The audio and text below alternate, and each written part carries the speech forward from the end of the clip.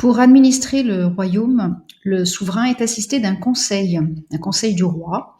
Il comporte plusieurs formations spécialisées dont l'organisation va se préciser au milieu du XVIIe siècle. Il y a donc un conseil d'en haut, qu'on appelle également un conseil d'État, un conseil des partis pour la justice, un conseil des dépêches pour l'administration intérieure, et puis un conseil des finances pour s'occuper donc des finances du pays. Le règne de chaque souverain est toujours associé à une personnalité éminente, à la fois plus proche conseiller et homme de confiance, comme Sully sous Henri IV, Richelieu sous Louis XIII, ou encore Colbert sous Louis XIV.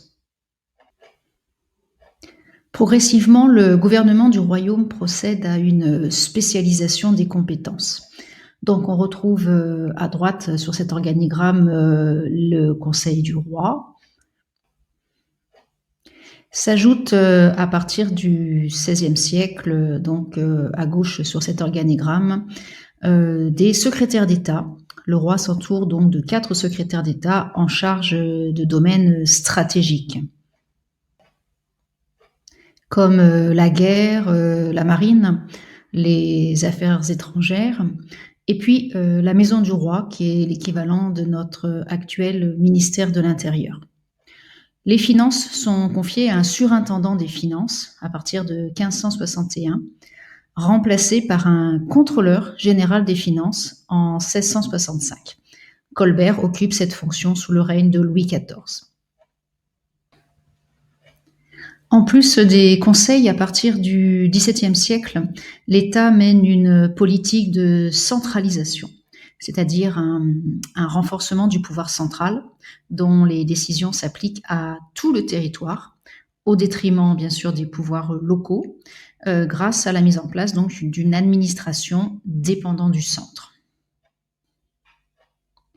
Pour ce faire, le roi missionne, donc donne des missions en province, à des intendants qui vont disposer donc des pouvoirs de justice, de police et de finances dans le cadre de leur circonscription que l'on appellera des généralités.